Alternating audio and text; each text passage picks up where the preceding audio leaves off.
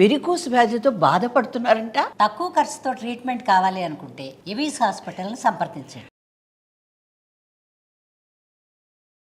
నమస్తే రమగారు. నమస్తే చే. రమగారు, సాధారణంగా మనం చిన్నప్పటి నుంచి పిల్లలకు ఒకటి చెప్తాం, మనం చెప్పింది చేయరు, మనం చేసింది నేర్చుకుంటారు కదండి. అది చిన్నే ముందు పెద్ద ముందు ప్రతి ఒక్కరికి వర్తిస్తుంది కదండి. ఏదైనా ఒక మంచి చెప్తే దాన్ని ఫాలో అవ్వరు, ఏదైనా చెడుని చూపిస్తే అది ఫాలో అవుతుంది. అది మనం చేస్తున్నాము, మన పిల్లలు ఆటోమేటిక్గా ఆ చెడు వైపుకు వెళ్ళిపోతూ ఉంటారు కదా. దాంట్లో అసలు తల్లిదండ్రుల బాధ్యత కానీ సమాజం యొక్క బాధ్యత ఎంతవరకు ఉందంటారు రమ్మగారు? ఎందుకంటే ఎంతసేపు మనం పిల్లలు మారిపోవాలి మారిపోవాలి, మంచిగా ఉండాలి, మంచి అలవాట్లు ఉండాలని కోరుకుంటున్నాం, కానీ ప్రస్తుతం ఉన్న మన పరిస్థితులు, కుటుంబ నేపథ్యం, సమాజం ఎలాంటివి చూపిస్తున్నాం, వాళ్ళకి నిజంగా సరైన మార్గాన్ని మనం చూపించగలుగుతున్నాం అంటారా? ఏం చూపిస్తున్నామో జయ, కొన్ని అర్థం కాని విషయాలుగా ఉంటున్నాయి. ఏంటంటే ఇది బేసిక్. ఇప్పుడు ఎవరికైనా మనకు ఒక పిల్లాడు ఉన్నాడు మన ఇంట్లోనే, ఒక చంటి బిడ్డ. వాడు హెల్తీగా ఉండాలి, ఆరోగ్యంగా ఉండాలి, బుద్ధిగా ఉండాలి, బాగా చదివేసుకోవాలి, తెలివిగా ఉండాలి, పైకి రావాలి, బతకాలి కదా. బేసిక్ ఎవరికైనా, ప్రతి వాళ్ళకి. కాస్త మామూలు కుటుంబాల్లో అయితే పిల్లాడు ఏదో చదువుకుని వృద్ధిలోకి వచ్చి పెద్ద పెద్ద ఉద్యోగాలు చేసి పేరు ప్రఖ్యాతులు అవి తెచ్చుకుని డబ్బులు సంపాదించడం, మనలాంటి వాళ్ళ మామూలు వాళ్ళంతా అదే ఆలోచిస్తారు. మరి పేదవాడు కానీ రెక్కాడితే డొక్కాడని వాళ్ళు ఉన్నారనుకో, తమకంటే బెటర్గా తమ పిల్లలు ఉండాలని అనుకుంటాం.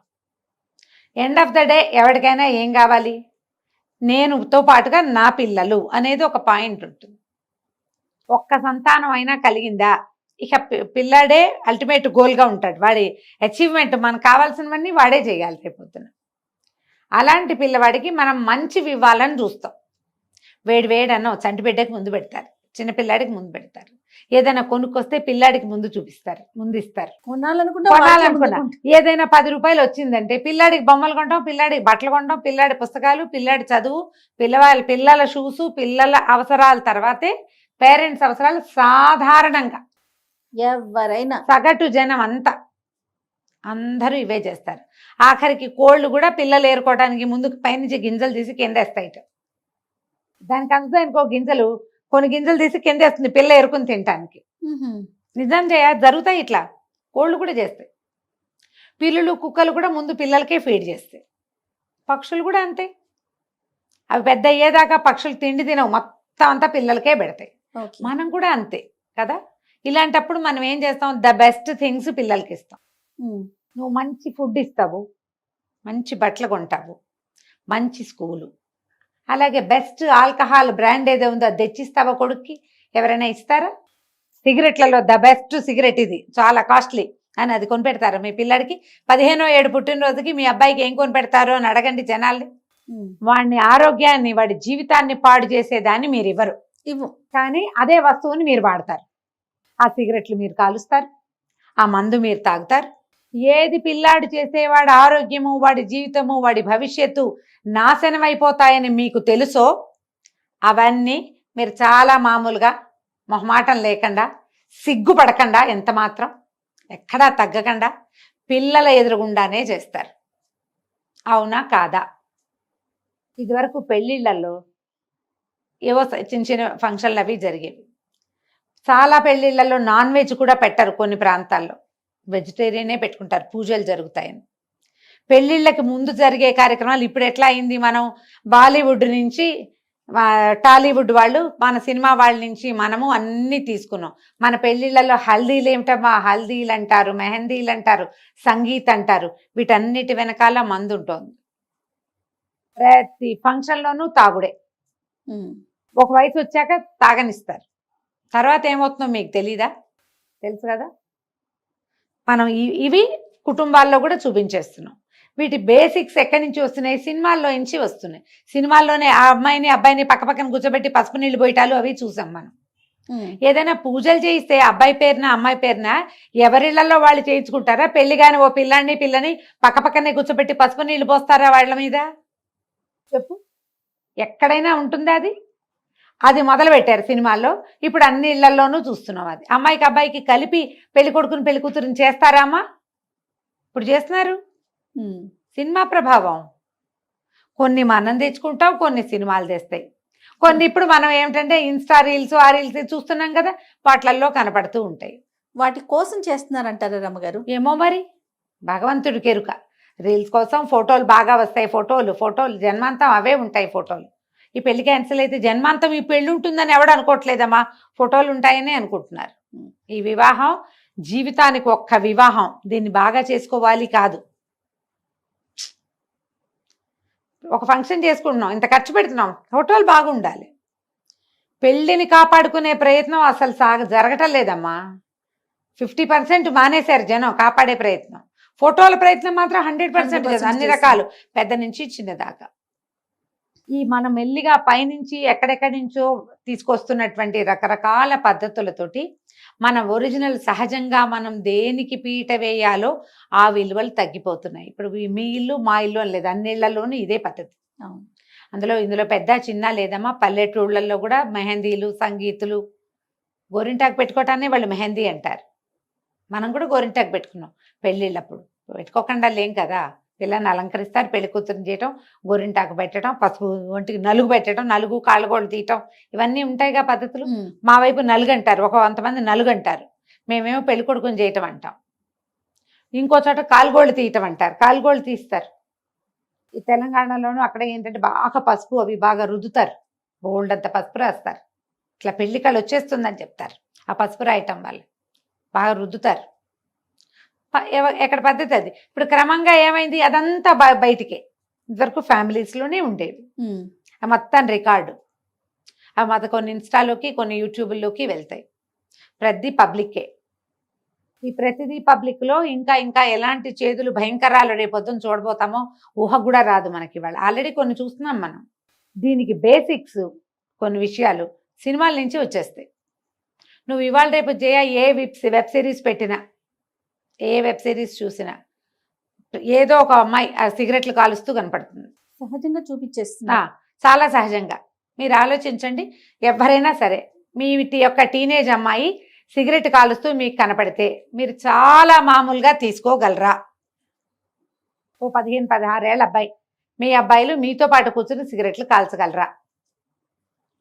ఈ హద్దులు లేకపోవటం, దీనికి సెన్సార్ లేకపోవటంతో ఏమో తెలియదు కానీ చిన్నపిల్లలు లేరు, పెద్దవాళ్ళు లేరు, ప్రతి వాళ్ళు తాగుతారు, సిగరెట్లు కాలుస్తారు, విపరీతంగా నార్కోటిక్స్.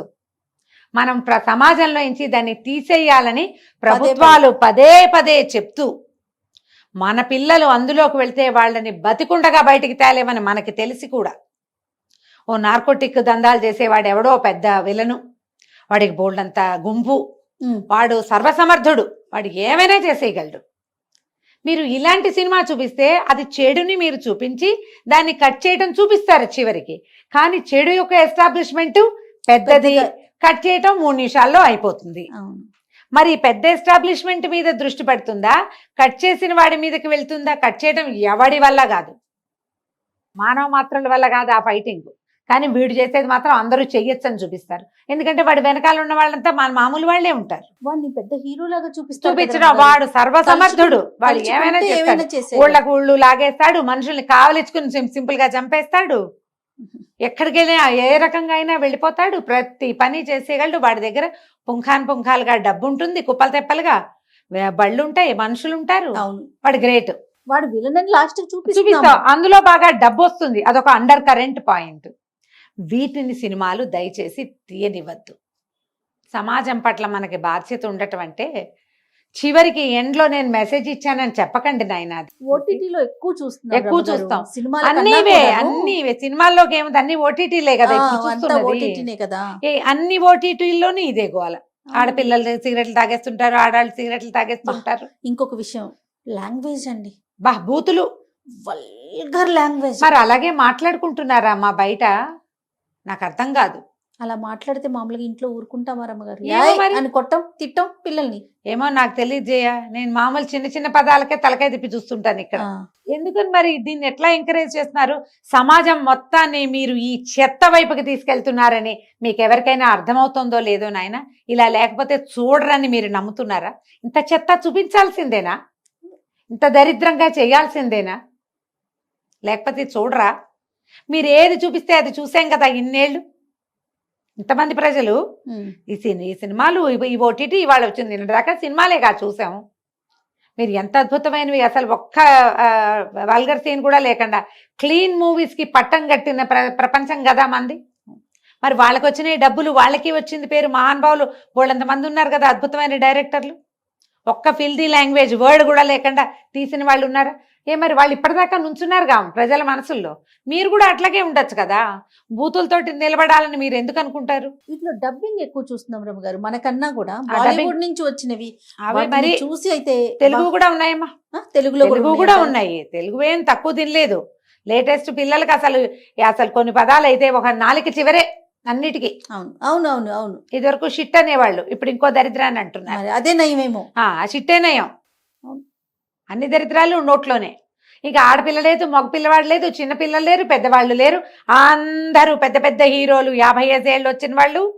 సమాజం పట్ల ఏమీ బాధ్యత లేకుండా, కొంచెం కూడా మనం ఇదేమంటున్నామో అది ప్రజలందరూ చూస్తున్నారనే ఇంగితం లేకుండా, తండ్రులు ఎట్లా తాగుతూ పిల్లలకి కనపడుతూ ఇంగితం లేకుండా ప్రవర్తిస్తారో, మీరు ఇట్లా రెగ్యులర్గా స్క్రీన్స్ మీద కనపడే వాళ్ళంతా సమాజానికి తల్లిదండ్రులు లాంటి వాళ్ళే. మిమ్మల్ని మేము చూస్తాం, అమ్మా నాన్న చూసినట్టే ప్రజలంతా మిమ్మల్నే చూస్తారు కదా.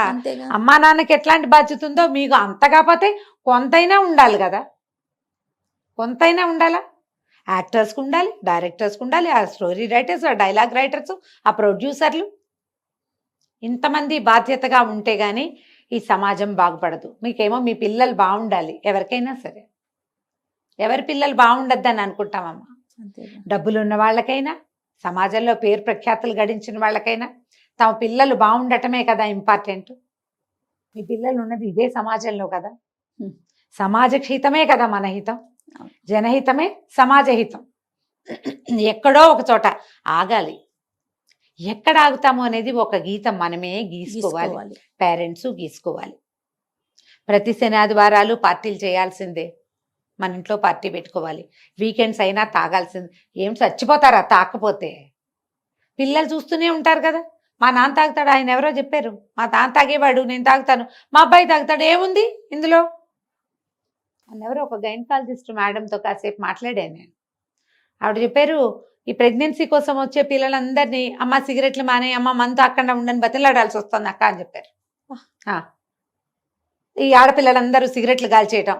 ఇండోర్ వెళ్ళాం కదా, ఆ ఇండోర్లో ఒక పూట ఉంటే నేను 100 మంది ఆడపిల్లలైనా టీ షాపుల దగ్గర సిగరెట్లు కాలుస్తున్న వాళ్ళని చూశాను. క్యాజువల్ గా కనిపించేస్తున్నారు, చాలా మామూలుగా. దాంతో 2-3 ఫ్రెండ్స్ వస్తారు, 3-4 మగపిల్లలు, 2-3 ఆడపిల్లలు, ఈ గుంపంతా వస్తారు.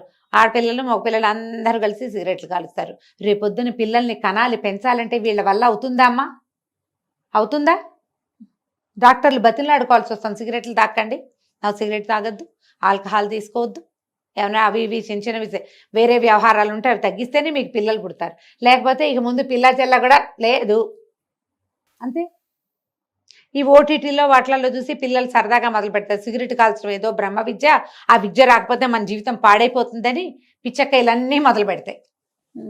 అంతే కదా.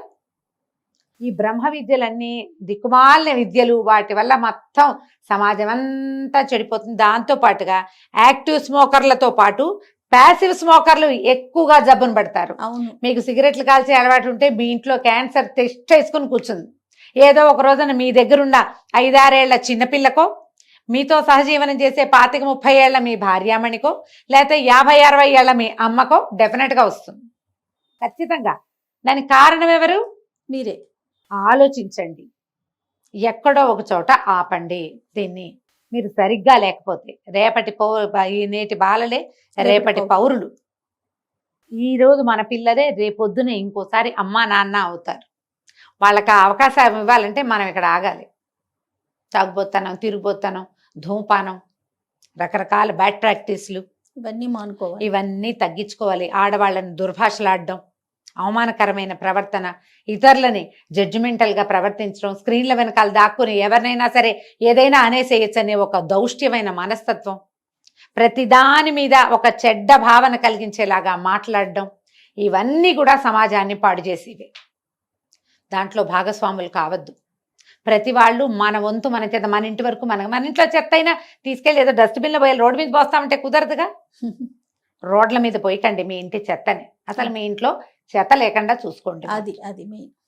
అంతే రమ్మ గారు, నమస్తే. నమస్తే జీ.